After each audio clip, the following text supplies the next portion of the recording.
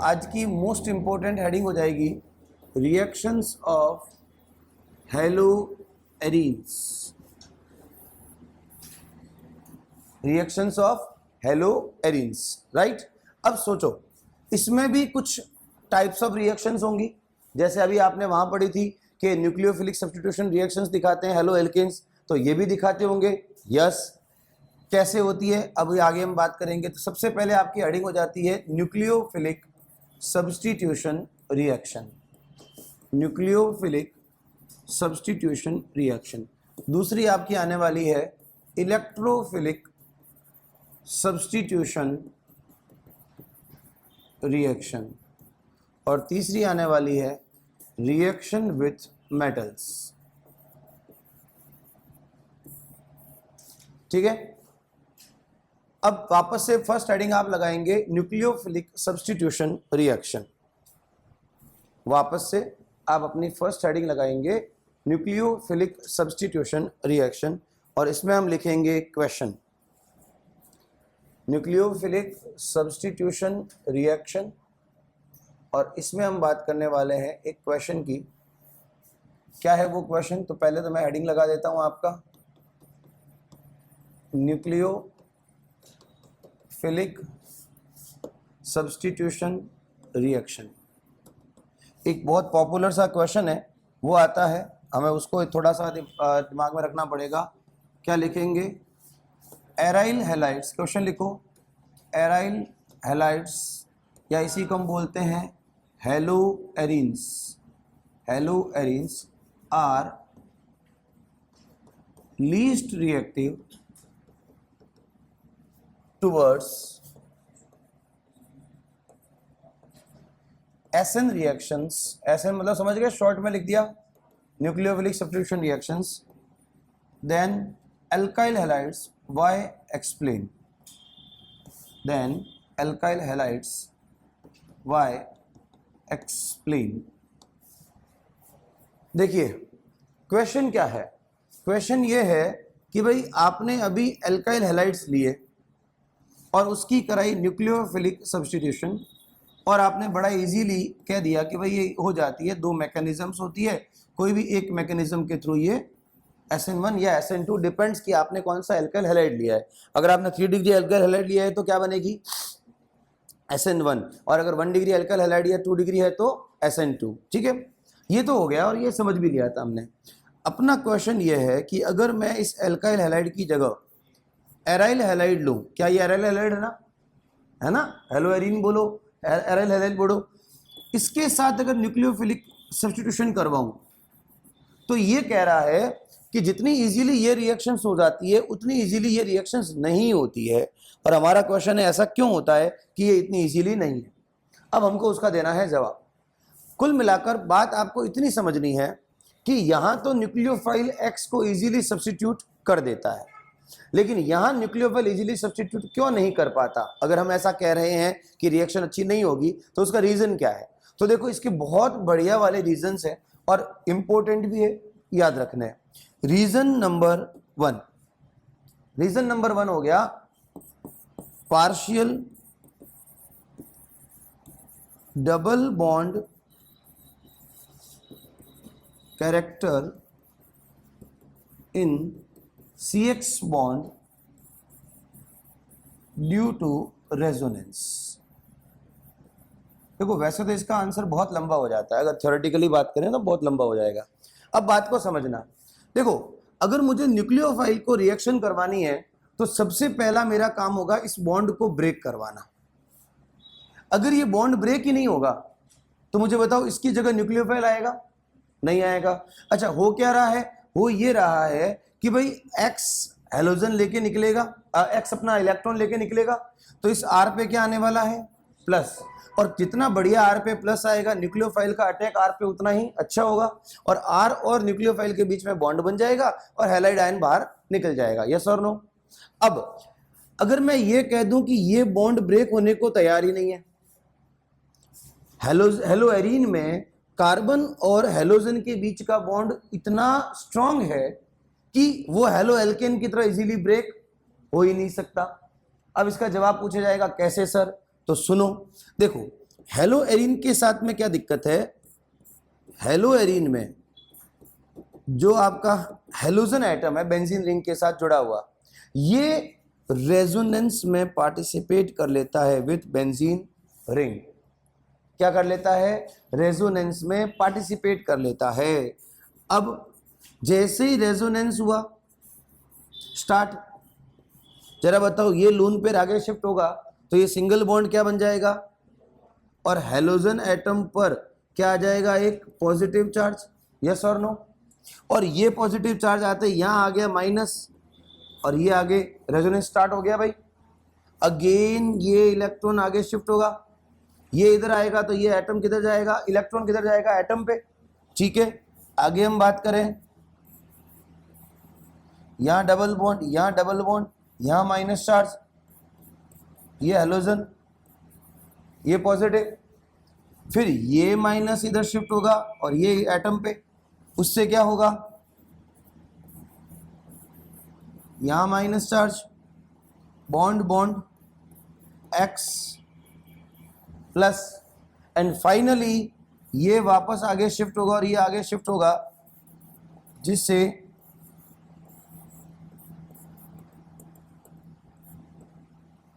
ये पूरा का पूरा रेजोनेंस कंप्लीट हो जाएगा।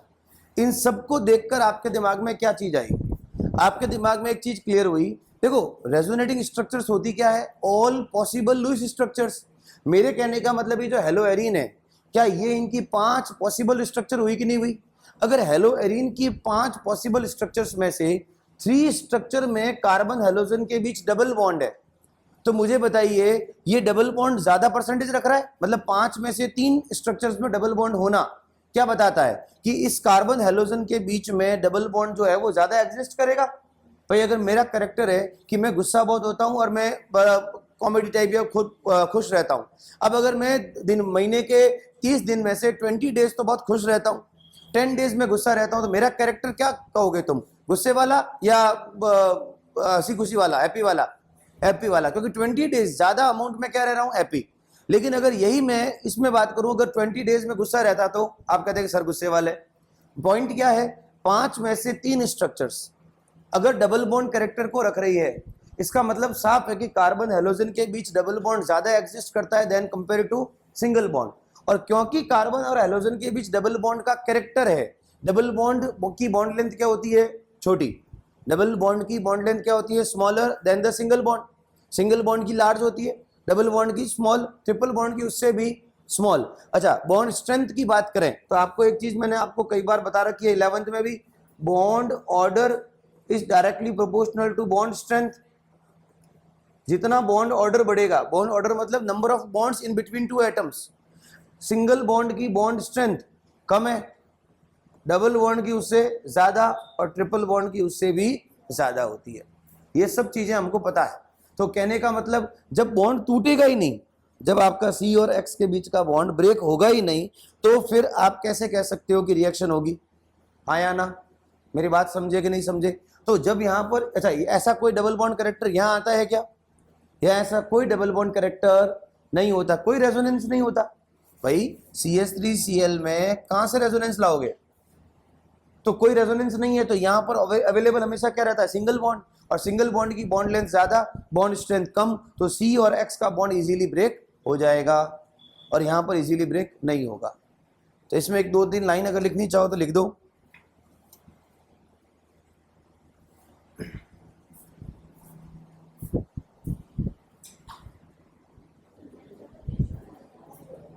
देखिए बेटा, इसमें अब आगे 2 लाइन लिखिए एक बार, देखिए, due to resonance in haloarenes, due to resonance in hello arenes,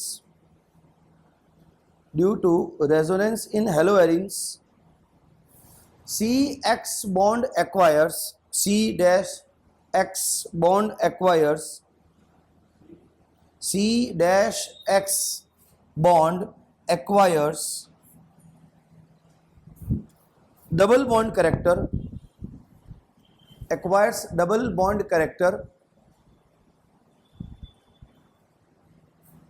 which is stronger than CX bond of haloalkane which is stronger than CX bond of haloalkane, CX bond of haloalkane, and hence becomes less reactive, hence becomes less reactive towards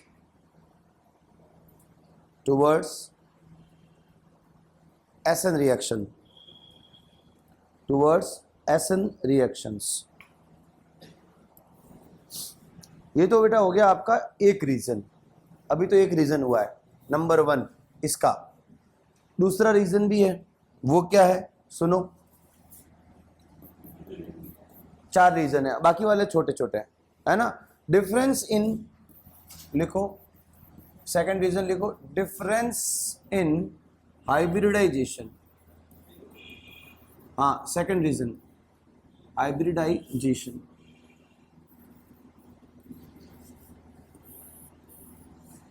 अब देखो यहां पे भी क्या समझना है, अगर आप हेलोएल्केन की बात करो तो आपको पता है हेलोएल्केन का कार्बन होता है बेटा sp3 हाइब्रिडाइज्ड, यस और नो।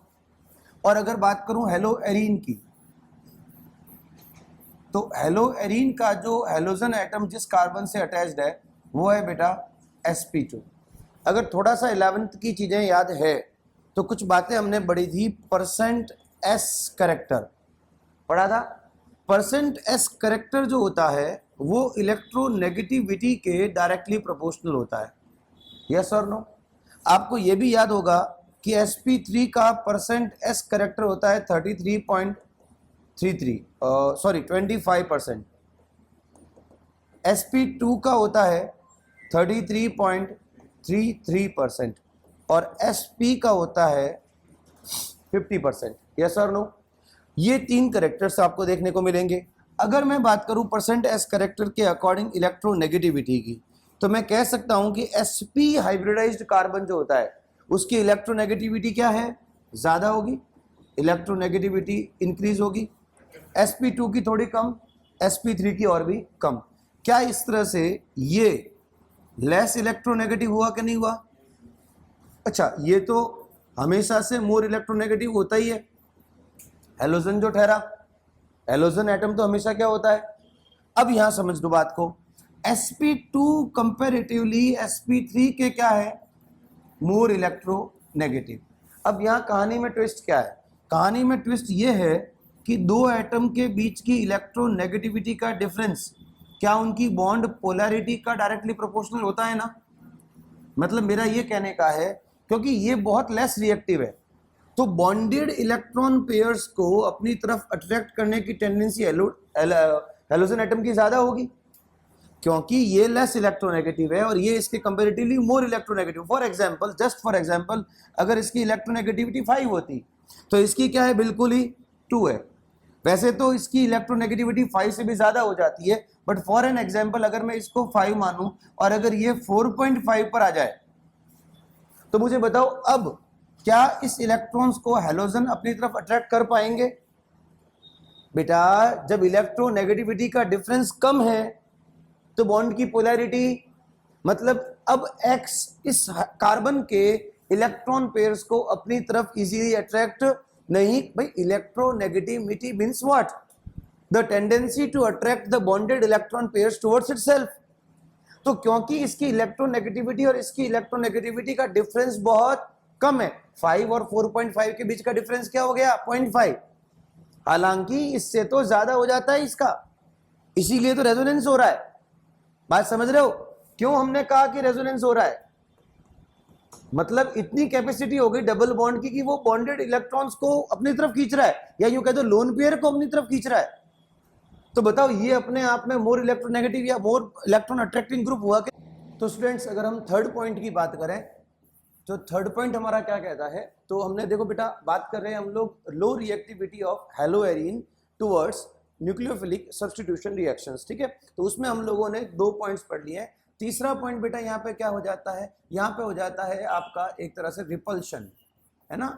रिपल्शन का क्या मतलब हो गया, तो देखो रिपल्शन का मतलब ये हो गया कि जो आपका हेलोएरीन है ना बेटा, हेलोएरीन पर जब कोई न्यूक्लियोफिलिक अटैक होगा, किसका अटैक होगा, न्यूक्लियोफाइल का अटैक होगा, तो न्यूक्लियोफाइल के अटैक में बेटा देखो क्या होगा, जैसे अपने हेलो एल्केन में क्या पॉसिबल था, हेलो एल्केन में हम कहते थे कि भाई यहाँ पर क्या है कि अगर 1 डिग्री या मिथाइल ले लेंगे तो काम हो जाएगा, है ना, और 3 डिग्री में हम लोग बात कर रहे थे कि भाई वहां पे सिर्फ आपका SN1 पॉसिबल, SN2 पॉसिबल नहीं है।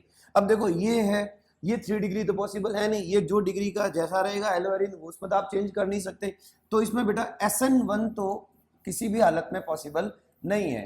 देखो SN1 पॉसिबल नहीं है, इसकी भी क्या वजह है, तो इनस्टेबिलिटी, आप चाहो तो ये भी लिख सकते हो कि instability of phenyl carbocation, I think हमने ये पीछे पढ़ लिया है, फेनिल कार्बोकेटाइन या फेनिल कैटाइन, है ना। फेनिल कैटाइन का मतलब ये हो गया कि जब आपका बेंजीन रिंग से हैलोजन एटम अगर रिमूव हो जाए फॉर एनी केस, जो कि मैंने बोला ऐसा पॉसिबल नहीं है, बट अगर हो जाए तो इसके ऊपर क्या आ जाएगा, positive charge due to the removal of X minus, और ये क्या होता है, हाईली अनस्टेबल होता है। क्या होता है, हाईली अनस्टेबल होता है। तो कहने का मतलब ये अनस्टेबल है, तो कार्बोकेटाइन का तो बनना किसी भी हालत में पॉसिबल है नहीं। अब हम बात करते हैं कि अगर ये SN2 मैकेनिज्म करने की कोशिश करे भी तो, अब देखो फ्रंट साइड अटैक तो किसी भी सूरत में पॉसिबल नहीं है, क्योंकि यहां पर लगेगा repulsion of lone pairs, repulsion of lone pairs लगेंगे, राइट। तो अब फ्रंट साइड अटैक पॉसिबल नहीं, और बैक साइड होने का तो सवाल ही पैदा नहीं होता। क्यों, क्योंकि जो बेंजीन रिंग है ना, वो जिस तरह से लोकेटेड है इस हैलोजन के साथ में, उस हिसाब से अगर आपको याद है हम लोगों ने पढ़ा था 11th क्लास में, सैंडविच लाइक स्ट्रक्चर होती है, मतलब जो बेंजीन आपका देखने को मिलता है उसमें अगेन इस तरह से पाई बॉन्ड्स होते हैं, है ना। तो मुझे एक बात बताइए, ये जब पाई बॉन्ड्स इस तरह से बॉन्डेड है और यहाँ हैलोजन है, तो पीछे से तो किसी भी सूरत में अटैक करना पॉसिबल नहीं है। तो पॉइंट क्या है कि रिपल्शन जो होता है in between the nucleophile and the negative charge और the lone pair of the halogen atom, वो भी क्या करता है, इसको टुवर्ड्स द SN रिएक्शन क्या करता है, इसको रिएक्टिविटी को कम कर देता है, right. Reactions of haloarenes, right, very first thing reactions of haloarene हमारा टॉपिक चल रहा था, उसमें हमने नंबर 1 पढ़ा था न्यूक्लियोफिलिक सब्स्टिट्यूशन रिएक्शन, राइट।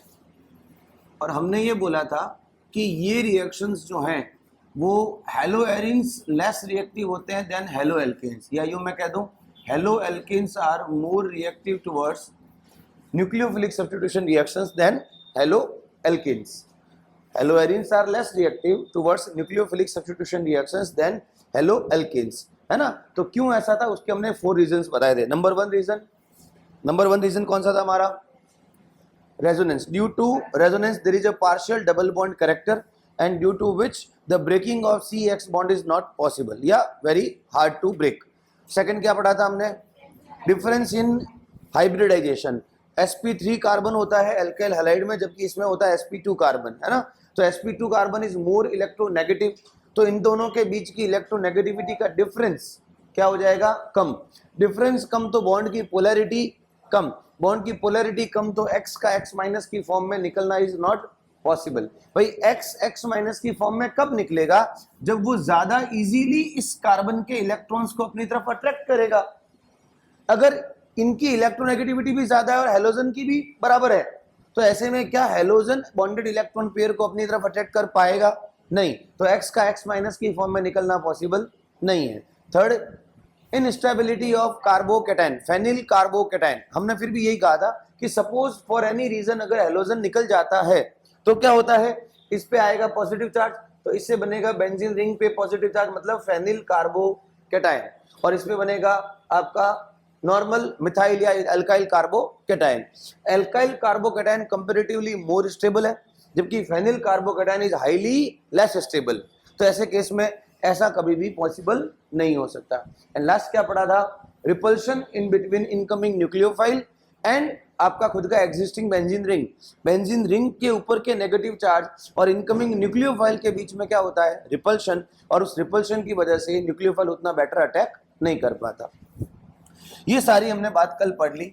अब देखो आज का टॉपिक क्या है, वो जो इसी में इन्वॉल्व है कि मैंने कह दिया कि हैलोएरिन लेस रिएक्टिव है, बट फॉर एनी रीजन मुझे अगर रिएक्शन करवानी ही है तो क्या करूं मैं।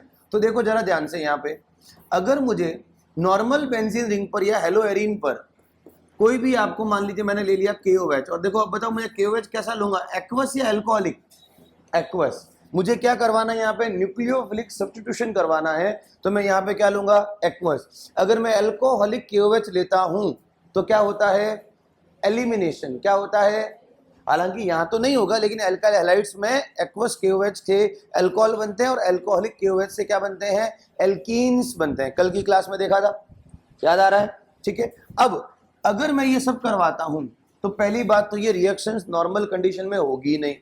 मतलब आप एक्सपेक्ट ये कर रहे हो कि सर सिंपली Cl रिमूव हो जाएगा, उसकी जगह OH आ जाएगा, बट ये इतना आसानी से नहीं होता है। हाँ, यही अगर अल्काइल हैलाइड होता और मैं अगर एक्वस KOH यहाँ पे ले रहा होता तो बहुत इजीली क्या बन जाता, ROH बन जाता, अल्कोहल बन जाता। जितना इजीली ये रिएक्शन कर रहा है उतना इजीली ये रिएक्शन नहीं करेगा, वेरी फर्स्ट थिंग। फिर भी अगर मुझे करवानी है तो मुझे बहुत सारी कंडीशंस लगानी पड़ेंगी, जिसमें से एक तो आपका 623 केल्विन टेम्परेचर, उसके अलावा आपको यहाँ पे और क्या चाहिएगा, NaOH की प्रेजेंस। NaOH तो खैर मैंने KOH ले लिया, इन्होंने NaOH लिया है, डजंट मैटर, बुक में दे रखा है। एटमॉस्फेरिक प्रेशर कितना हो जाएगा, 300 atm एटमॉस्फेरिक प्रेशर, और उसके अलावा और इसने क्या लिया है आपका H+, मतलब एसिडिक मीडियम की कंडीशन भी ली है इसने। कुल मिलाकर इतना सब कुछ करोगे तब जाके ये KOH या NaOH का OH यहाँ पे आएगा, मतलब न्यूक्लियोफिलिक सब्स्टिट्यूशन होगा। लेकिन अगर मुझे इस कंडीशन को देखो, 623 केल्विन कोई छोटी मोटी चीज नहीं होती है, ऑलमोस्ट 383 90 40 400 के आसपास का डिग्री सेंटीग्रेड का टेम्परेचर है। 400 डिग्री सेंटीग्रेड टेम्परेचर लेबोरेटरी में मेंटेन करना is very difficult.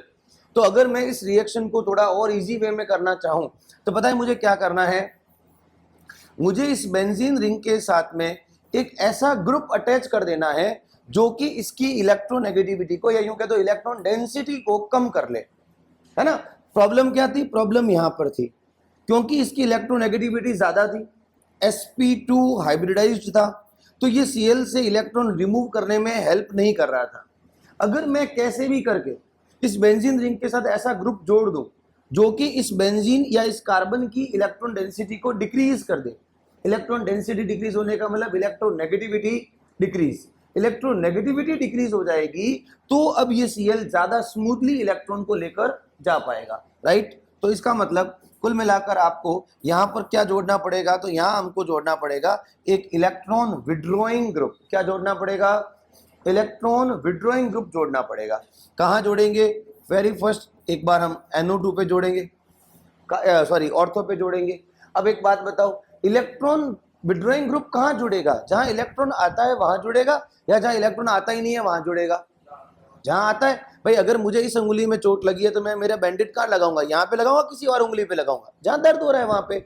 Same like अगर आप ध्यान से सोचो तो आपने क्लोरोबेंजीन की रेजोनेटिंग स्ट्रक्चर्स बनाई थी, और वो रेजोनेटिंग स्ट्रक्चर्स में नेगेटिव चार्ज बेटा कहां कहां था, ऑर्थो एंड पैरा पर था। तो बताइए मेरा विड्रॉइंग ग्रुप कहां जुड़ेगा, ऑर्थो पैरा पे, क्योंकि नेगेटिव आ भी तो वही रहा है। अगर वहां नहीं जोड़ा तो क्या ये विड्रॉल अच्छे से कर पाएगा। तो अगर कल को तुम्हें मेटा पे NO2 दिखा हुआ मिले तो क्या वो उतना इफेक्टिवली यहाँ पे काम का है, क्या नहीं है। बात समझ में आई, ठीक है। देखो चीजें ध्यान में रखा करो, छोटी छोटी चीजें।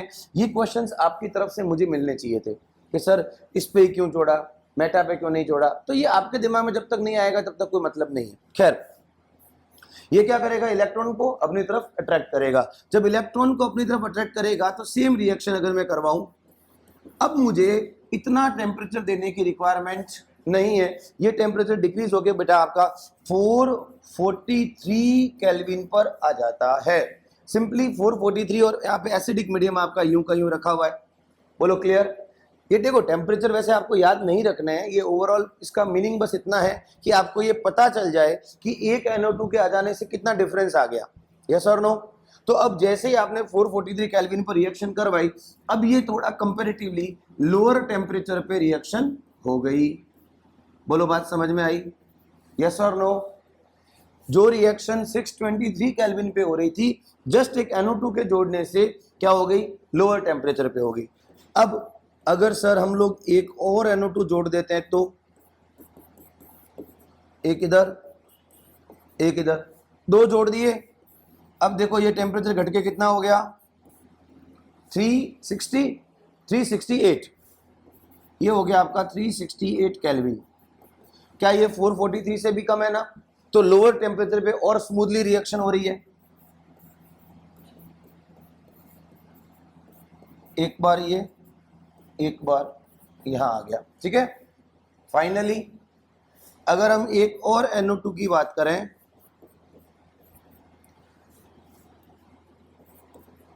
तो अगर दोनों या तीनों कंडीशंस पे, तीनों पोजीशंस पे जहां जहां पॉसिबल था उन सब जगह पे बेटा अगर आप KOH जोड़ देते हो, आपको ओनली वार्म करना पड़ेगा। सिर्फ क्या करना पड़ेगा? वार्म, हल्का सा हीट करना पड़ेगा। उस हीटिंग से ही, हल्की सी हीटिंग से ही आपके पास में यहाँ क्या बन जाएगा, ये कंपाउंड बन जाएगा।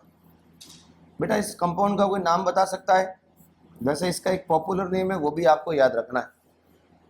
इसका नाम क्या हो गया? 2,4,6 ट्राइनाइट्रोफिनॉल। 2,4,6 ट्राइनाइट्रोफिनॉल। और ये आगे जाके बहुत इंपॉर्टेंट चीज बन जाएगी, इसका नाम है पिक्रिक एसिड।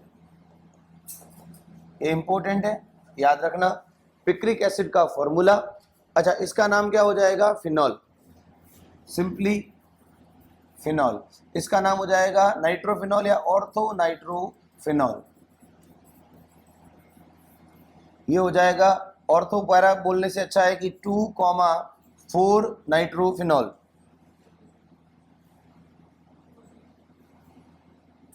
डाइनाइट्रोफिनॉल। यहां तक कोई दिक्कत हो तो बताओ।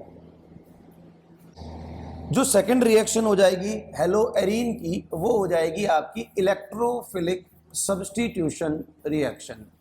अब समझना बेटा बात को।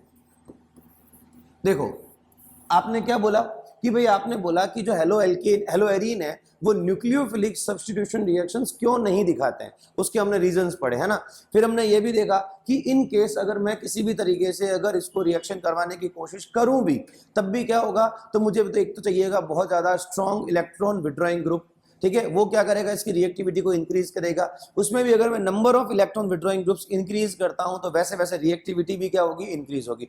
इन शॉर्ट जनरली हेलोएरीन्स जो होते हैं वो रिएक्शंस, जो न्यूक्लियोफिलिक सब्स्टिट्यूशन रिएक्शंस है वो शो नहीं करते हैं। अब सवाल उठता है कि अगर वो ये रिएक्शन शो नहीं करते तो कौन सी रिएक्शन शो करते हैं? आपको बोलना है इलेक्ट्रोफिलिक सब्स्टिट्यूशन रिएक्शन। अब सुनो, इसके अंदर एक क्वेश्चन बनता है, क्या बनता है? हेलोएरीन्स आर ऑर्थो या shows ortho and para directing electrophilic substitution reactions.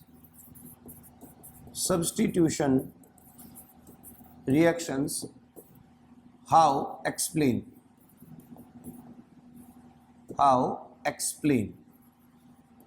अब देखो क्या समझना है। सबसे पहले तो आपका जो हेलोएरीन है, ठीक है, अब ये न्यूक्लियोफिलिक सब्स्टिट्यूशन तो किसी भी हालत में नहीं करेगा और इसके रीजंस हमने समझ लिए, राइट। अब अगर न्यूक्लियोफिलिक नहीं करेगा तो क्या कर सकता है? इलेक्ट्रोफिलिक कर सकता है। इलेक्ट्रोफिलिक कैसे कर सकता है, जरा उसको देखते हैं। देखो ध्यान से, अगर इलेक्ट्रोफिलिक की बात करें तो इलेक्ट्रोफाइल कहां आ सकता है? तो देखो इसको तो कोई रिप्लेस कर नहीं सकता। आपको पता हो तो बेंजीन के पास में कौन होते हैं बेटा? हाइड्रोजन एटम्स होते हैं। कौन होते हैं? हाइड्रोजन एटम्स होते हैं। ये hydrogen atoms as a electrophile remove किए जा सकते हैं। तो यहां क्या होता है, इलेक्ट्रोफाइल अटैक करता है बेंजीन पे। अब सवाल ये उठता है कि सर इलेक्ट्रोफाइल कहां अटैक करेगा? तो ऑब्वियस सी बात है, इलेक्ट्रोफाइल पॉजिटिवली चार्ज है तो उसको अटैक करने के लिए क्या चाहिएगा? नेगेटिव चार्ज जो है वो एक साइट चाहिएगा, नेगेटिवली चार्ज साइट चाहिएगा। और ये चीज हमारे इस हेलोएरीन में बहुत बढ़िया से पॉसिबल है ड्यू टू रेजोनेंस। कैसे? तो देखो आपको यहाँ पे रेजोनेटिंग स्ट्रक्चर्स बनानी पड़ेगी, ये हम पीछे भी बना चुके हैं। अगर आप थोड़ा सा इन चीज़ों को वापस रिवाइज करके देखें तो आप क्या पाएंगे आप पाएंगे कि यहाँ पर डबल बॉन्ड और उस कारण से माइनस चार्ज का डीलोकेलाइजेशन पॉसिबल हो जाता है, इलेक्ट्रॉन्स रोटेट होना स्टार्ट कर लेते हैं। और ये इलेक्ट्रॉन का जो रेजोनेंस है जो आपको ये सामने दिख रहा है, इसमें एक बार यहाँ, देन और आगे जाएं,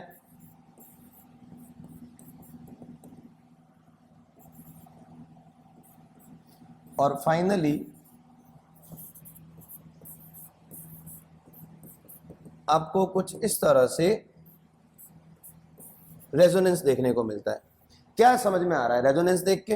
रेजोनेंस देख के समझ में आ रहा है कि यहाँ पर एक बार माइनस आ रहा है ऑर्थो पे, एक बार आ रहा है पैरा पे, और अगेन वापस आ रहा है ऑर्थो पे।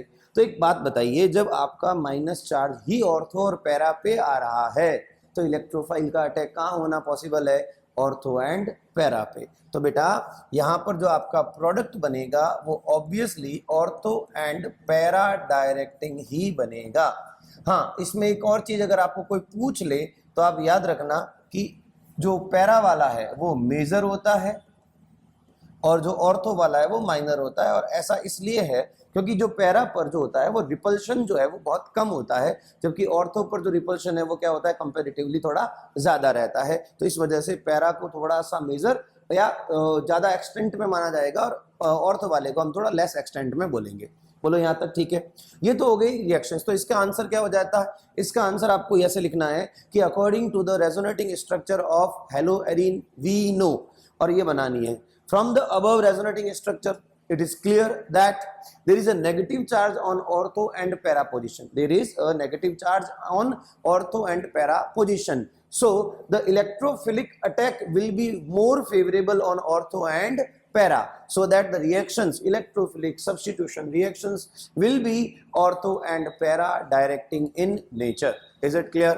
चलो, अब आपने ये तो कह लिया कि इलेक्ट्रोफिलिक सब्स्टिट्यूशन रिएक्शंस दिखाते हैं, एग्जांपल्स क्या होंगे इसके? तो देखो एग्जाम्पल्स वैसे आपने नाम तो सुने हुए हैं, 11th क्लास में हमने बेंजीन की इलेक्ट्रोफिलिक सब्स्टिट्यूशन रिएक्शंस में ये सेम नाम सुने हुए हैं। तो अब वही सेम नाम है, बस थोड़ा बहुत आपको डिफरेंस है। डिफरेंस भी किसका है? रिएजेंट का है, और ज्यादा कुछ नहीं है ना। तो सबसे पहले आपके आ जाता है बेटा हैलोजिनेशन।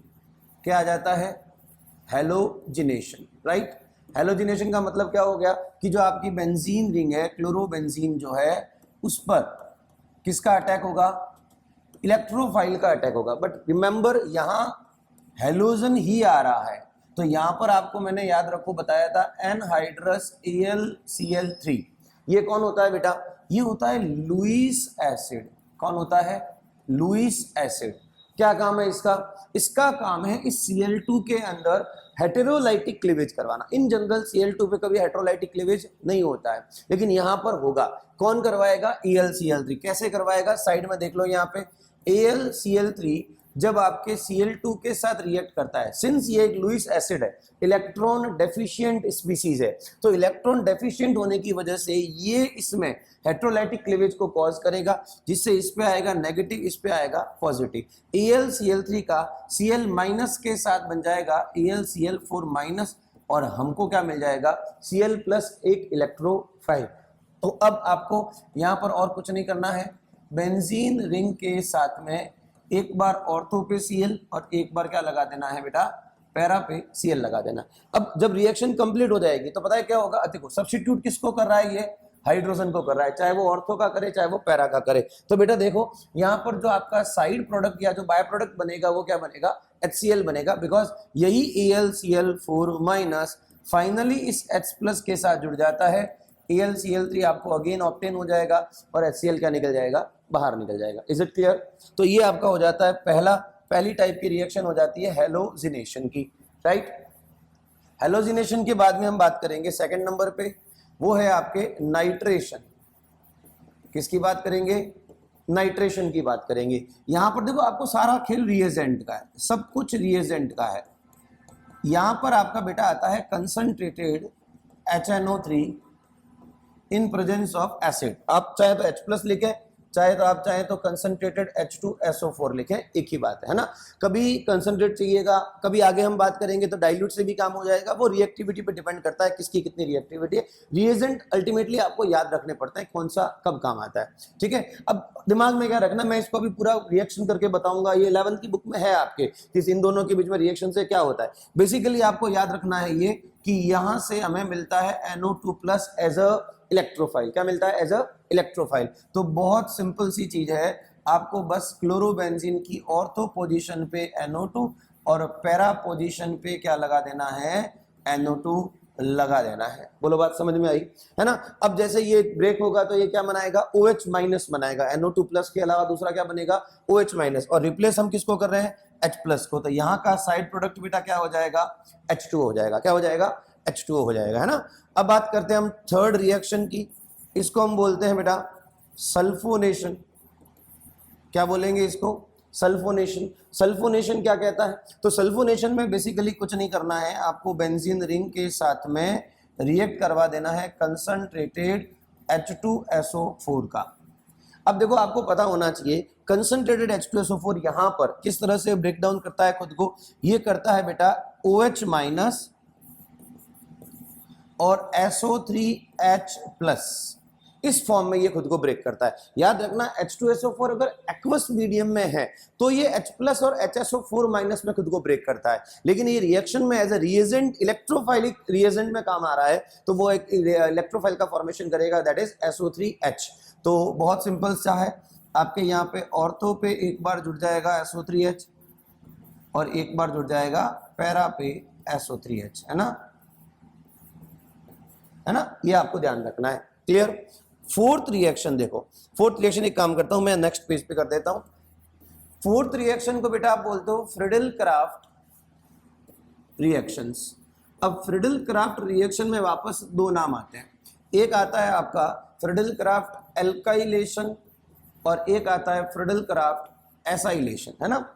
अब देखो फ्रिडल क्राफ्ट एल्काइलेशन में क्या करना है बेटा, फ्रिडल क्राफ्ट एल्काइलेशन में और कुछ नहीं, बेंजीन रिंग की या क्लोरोबेंजीन की रिएक्शन जो है वो CH3Cl के साथ करवानी है, और यहां पर भी आपको एनहाइड्रस AlCl3 लेना है।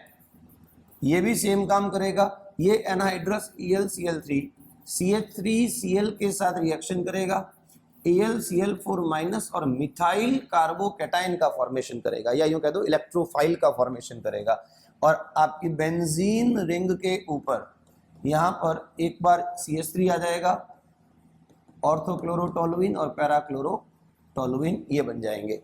बोलो क्लियर? ठीक है, ये हो गया आपका एल्काइलेशन। और अगर बात करूं एसाइलेशन की, या इसी को ही एसिटाइलेशन बोलते हैं, यहां पर आपकी क्लोरोबेंजीन की रिएक्शन बेटा हो जाएगी CH3C+OCl, एसिटाइल क्लोराइड बोलते हैं इसको। क्या बोलते हैं हम लोग? Acetyl chloride. अगर एसिटाइल क्लोराइड नहीं बोलना है तो इसको क्या बोलेंगे? इथेनॉयल क्लोराइड। ये इसका IUPAC नेम है, थोड़ा ध्यान रखना, राइट। अब अगेन इसमें वही सेम, एनहाइड्रस AlCl3 के साथ इसकी रिएक्शन होगी, अगेन ये Cl- की फॉर्म में बात निकलेगा, ठीक है। Cl- के साथ निकलेगा तो यहाँ पे साइड प्रोडक्ट क्या बनेगा? HCl। यहाँ पर भी बेटा साइड प्रोडक्ट क्या बनने वाला है? HCl। जब Cl- निकलेगा तो बताओ हमारे यहाँ पे इलेक्ट्रोफाइल की तरफ बिहेव कौन करेगा? CH3C डबल बॉन्ड और C पे प्लस है, ठीक है। बस कुछ नहीं करना, बेंजीन रिंग में ऑर्थो और पैरा पोजीशन पे ये एक बार ये जुड़ जाएगा CH3CO, और ये क्योंकि अभी इसको एसिटाइल ग्रुप बोलते हैं। क्या बोलते हैं इसको? Acetyl group. CH3COCl को क्या बोलते हैं? एसिटाइल या एसाइल ग्रुप बोलते हैं, इसलिए इसका नाम क्या पड़ जाता है? एसाइलेशन या एसिटाइलेशन। ये बेटा ओवरऑल आपके इलेक्ट्रोफिलिक सब्स्टिट्यूशन रिएक्शंस कंप्लीट होती है। इनको अच्छे से समझ लेना, बिकॉज यही आगे फिनॉल्स के अंदर भी आएंगी, बस थोड़ा बहुत रिएजेंट का डिफरेंस है और कुछ नहीं। यही आपके एरोमेटिक ईथर्स के अंदर आएगी, एनिसोल वगैरह के अंदर, यही आपके आगे एनिलीन्स के अंदर भी आएंगी। तो ये एक ही टाइप की रिएक्शन है, चार अलग अलग जगहों पे आती है, मोटा मोटी सब सेम है, 70-80% सब सेम है, रिएजेंट का फर्क है, दो थोड़ा एक दो जगह पे और आएगा, यहाँ पे मेटा प्रोडक्ट भी बनते हैं, वो थोड़ी बहुत चीजें आपको देखनी है, बाकी ओवरऑल चीजें सारी सेम है। बोलो क्लियर? मेरे ख्याल से ओके है इलेक्ट्रोफिलिक सब्स्टिट्यूशन रिएक्शन। नेक्स्ट बेटा आपकी जो थर्ड रिएक्शन बनती है, फर्स्ट हमारी कौन सी थी? एसएन रिएक्शन, हेलो एरिन की बात कर रहा हूं। दूसरी आपकी कौन सी है, electrophilic substitution reaction. Third number आपकी बेटा है reaction with metals. Just like that आपने पीछे जो पढ़ा था वैसा ही, कौन सा, हेलो एल्केन्स में पढ़ा था। अब देखो रिएक्शन विथ मेटल्स के अंदर क्या है, तो बेटा रिएक्शन विथ मेटल्स में आपके वापस दो नेम रिएक्शन आती है। एक आती है आपके पास में फिटिग रिएक्शन और एक आती है आपके वुड्स फिटिग रिएक्शन। दोनों ही इंपॉर्टेंट है, आरबीएसई में ये कई बार पूछी जा चुकी है, सीबीएसई में भी कई बार पूछी जा चुकी है, तो इनको थोड़ा सा ध्यान से बस दिमाग में रख के जाना है, बाकी सब सेम चीज है। देखो फिटिग कब बोलना है, फिटिग तब बोलना है जब आप दो हेलो एरिन्स लेते हो। कितने हेलो एरिन्स लेने हैं आपको, दो मॉलिक्यूल, है ना। जब आप दो हेलो एल्केन लेते हो तब बेटा बनता है आपके वुड्स रिएक्शन, है ना। वही सेम आपका ड्राई ईथर है यहाँ पर। अब अगेन वही ट्रिक अगर दिमाग में रखो, सीधा सीधा Na और X को बाहर निकाल दो। तो बेटा अगर यहां से मैं 2NaX बाहर निकाल देता हूं तो मेरे पास ये प्रोडक्ट बन जाता है। इसको हम क्या बोलते हैं, बाइफेनिल बोलते हैं। क्या बोलते हैं इसको, बाइफेनिल बोलते हैं। इंपॉर्टेंट है, कई बार पूछते हैं क्लोरोबेंजीन 2 बाइफेनिल का फॉर्मेशन करना है, राइट द केमिकल रिएक्शन, है ना। एक मैं प्रॉब्लम बताता हूं जो बच्चे अक्सर करते हैं, बच्चे अक्सर बेंजीन ऐसे बना लेते हैं बाइफेनिल। बेटा ये बाइफेनिल नहीं हो सकता, या यूं कह दो ये कंपाउंड ही पॉसिबल नहीं है।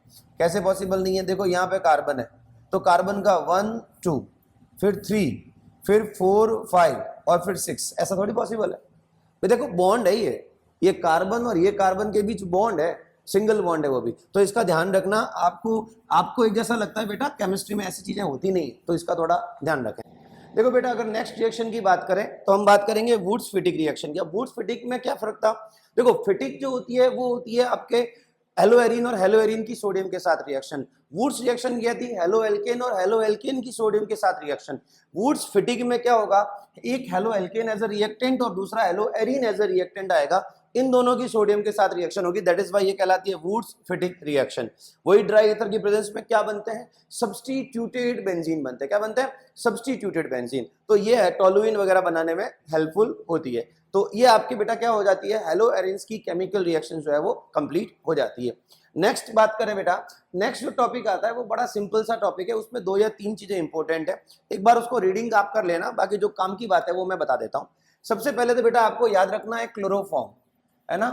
क्लोरोफॉर्म की जो फॉर्मूला हो जाता है CHCl3, और ये बेटा हो जाता है आपका आयोडोफॉर्म CHI3, है ना। Iodoform as a antiseptic use होता है, क्लोरोफॉर्म पहले एज अ एनेस्थीसिया यूज होता था, ठीक है। आजकल हम इसकी जगह पे दूसरे कुछ और सब्सटेंसेस का यूज करते हैं। क्या रीजन है उसका, तो यहाँ पे क्वेश्चन बनता है कि chloroform is stored in dark coloured बोतल एंड कंप्लीटली फिल्ड, है ना, डार्क कलर बोतल में, या स्टोर्ड इन डार्क रूम, है ना, and in completely filled manner. तो उसको पूरा भरा जाता है, उसको खाली नहीं रखा जाता है, ऐसा क्यों, तो देखो इसका रीजन है। क्लोरोफॉर्म एयर के कांटेक्ट में आने से एक पॉइजनस गैस का फॉर्मेशन करता है, दैट इज CuCl2 फॉस्जीन, या इसी को हम क्या बोलते हैं बेटा, कार्बोनाइल क्लोराइड। बहुत ज्यादा पॉइजनस चीज है ये। तो उससे बचने के लिए हम लाइट के कांटेक्ट में आने से रोकने के लिए तो उसको रूम जो होता है उसको आपको डार्क रखना पड़ेगा, और एयर के कांटेक्ट में नहीं आए उसके लिए उसको कंप्लीटली फिल्ड रखना पड़ेगा, क्योंकि अगर आधी भरी हुई तो उसमें क्या आ जाएगी, एयर, और एयर के साथ रिएक्शन करती है क्या बना देगा, CuCl2। ये रिएक्शन इंपॉर्टेंट है। इसका आंसर आपकी बुक में जो क्लोरोफॉर्म वाला जो लास्ट पैराग्राफ है उसके 3 लाइन में दे रखा है, तो आप उसको चाहो तो एज इट इज लिख सकते हो, ठीक है। अगर नेक्स्ट की बात करूं तो एक नेक्स्ट आपका लास्ट इंपॉर्टेंट टॉपिक हो जाता है, वो हो जाता है DDT। देखो DDT में 2 क्वेश्चन बनते हैं। एक तो DDT की full form para dash dichloro diphenyl trichloro ethane, है ना, ये एक तो इंपॉर्टेंट हो जाती है, याद रखना पड़ेगा। दूसरा बेटा यहाँ पे स्ट्रक्चर मोस्ट इंपॉर्टेंट है। स्ट्रक्चर देखो बनानी आनी चाहिए। इथेन बोला है तो कितने कार्बन होंगे, 2। ट्राइक्लोरो का मतलब कितने, 3 Cl, और तीनों एक ही कार्बन पर, ये थोड़ा ध्यान रखना। फिर आता है डाइफेनिल। डाइफेनिल का मतलब 2 बेंजीन रिंग, एक इधर जुड़ेगी एक इधर जुड़ेगी, है ना। बेंजीन रिंग में से जब एक हाइड्रोजन निकल जाएगा तो उसे क्या बोलेंगे, फेनिल बोलेंगे। फिर आता है पैराडैश डाइक्लोरो। अब पैराडैश का मतलब क्या, इसके रेस्पेक्ट में देखो तो ये ऑर्थो, ये मेटा, ये पैरा। भाई बेंजीन जिस कार्बन से डायरेक्टली चेन से जुड़ा है उसके रेस्पेक्ट में देखे तो ये ऑर्थो, ये मेटा और ये पैरा। इसमें भी देखो तो यहाँ से ऑर्थो, मेटा और पैरा, तो एक हो गया पैरा, एक कहलाएगा पैराडैश, है ना। तो दोनों हो गए पैराडैश, 2 है तो डाइक्लोरो, 2 फेनिल है तो diphenyl, trichloro ethane is the name. Structure और फुल नेम आपको याद रखना है। ठीक है बेटा, तो आपका चैप्टर खत्म होता है ना, और हम नेक्स्ट चैप्टर में अब वापस अल्कोहल फिनोल ईथर की बात करेंगे। तब तक के लिए thank you so much, stay tuned.